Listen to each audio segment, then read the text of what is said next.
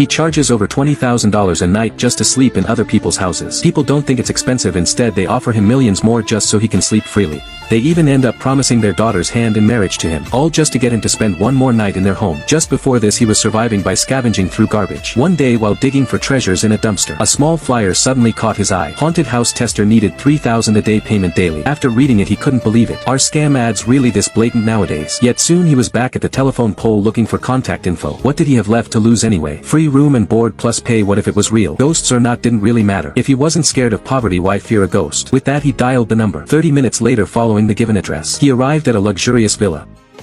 The pay was $3,000 a day. He just had to last a full week. The man warned him not to say he wasn't told. Over 50 testers had already been scared off before him. Half of them were still lying in psychiatric wards, so the money wasn't easy to earn. No, you misunderstand. He was just thinking if he could sleep here for a year or so, would the pay still be the same? The middle-aged man was stunned, then gave him a strange look. Most people tremble hearing a house is haunted. Why did he look so excited? If you're not afraid, that's even better. I've said my piece, good luck to you. Is there really a female ghost here? You'll find out tonight, the man said before turning to leave, as if staying a minute longer would bring him terrible misfortune.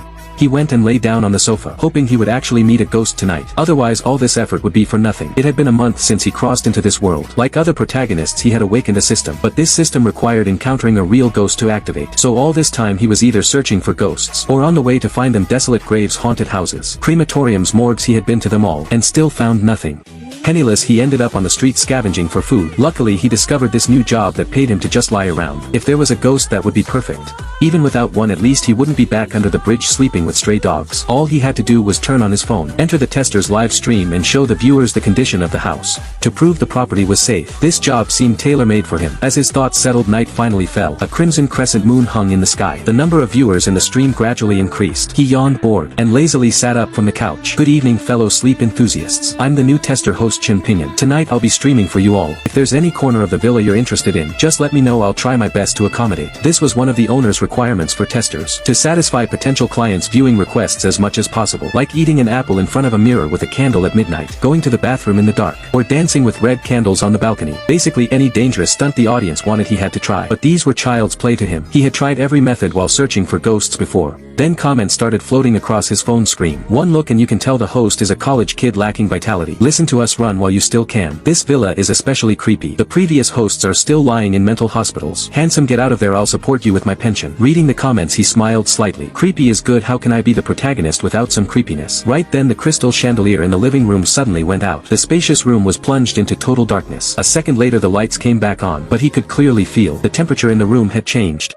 A chilling breeze brushed the back of his neck. He couldn't help but shiver. But the expression on his face wasn't fear. It was a hint of excitement. Whoa, did my eyes play tricks on me? What was that white shadow that just floated by? I saw it too. Looked like a woman with long hair. Host, get out of there. This money isn't worth your life. A smile curled at the corner of his mouth. He said to the camera, what a shame. Only I didn't get to see it. Let's take another look. With that he proactively turned off the lights. The living room was once again engulfed in darkness. This move completely stunned the viewers. Is this host mentally ill or something? Other testers would install dozens of extra lights if they could. This guy turns them off himself. Isn't that just asking for trouble? Standing in the darkness now, he felt a cold breath behind his head, making every hair on his body stand on end. At that moment the long-awaited system voice finally rang in his ear. Host detected to be under ghost energy invasion system successfully activated. Newbie gift package sent. Congratulations, host received ox head and horseface soul shackles. Special item ghost contract tool, spirit vision glasses, and ghost binding talisman. A wave of warmth instantly flooded his body. The chilling energy that had surrounded him completely vanished. He stretched his limbs feeling full of power. One punch from him could probably blow a ghost's head off. He then looked around, but saw no sign of any ghost. Where's the ghost? Wasn't there supposed to be a female ghost wandering around after dark? Man, being single too long messes with you.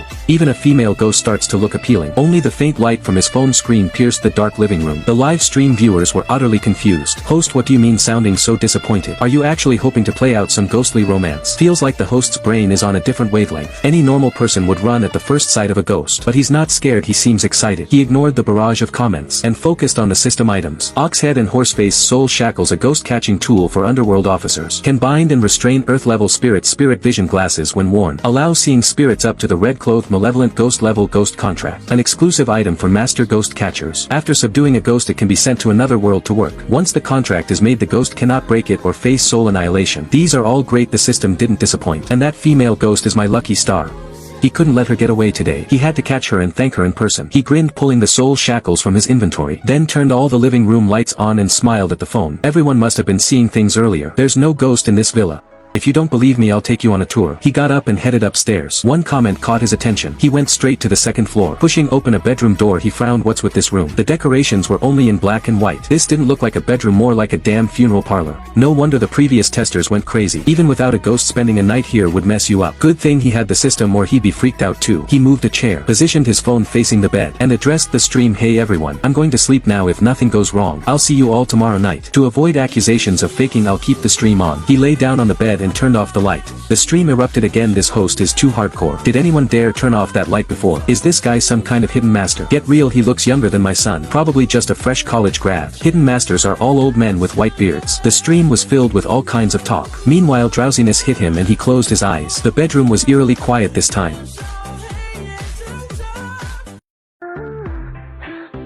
His eyes snapped open and he sat up in bed. But looking around, he found no one. Host, you're awake. If you slept any longer, you might never wake up. Host, that sound seemed to come from under your bed. Could there really be something dirty underneath? Even though it was the middle of the night, the viewer count was higher than before. Half asleep, he became more alert. He listened carefully. The rustling sound was indeed coming from under the bed. He took out the spirit vision glasses from his inventory and put them on, then bent down to look under the bed. He gasped sharply. Was this the female ghost? Now he and the ghost were staring at each other, both stunned. The atmosphere instantly became quiet and eerie. The ghost recovered first. Her mouth split open, reaching her ears, and she gave him a sinister, creepy smile. After a few seconds of shock, he also reacted. He suddenly rolled off the bed, getting on the floor in the same position as the ghost, staring right at her. Miss, the floor is too hard and cold. Why don't we chat up here? Don't worry, I'm a man of principle. I won't get handsy with you.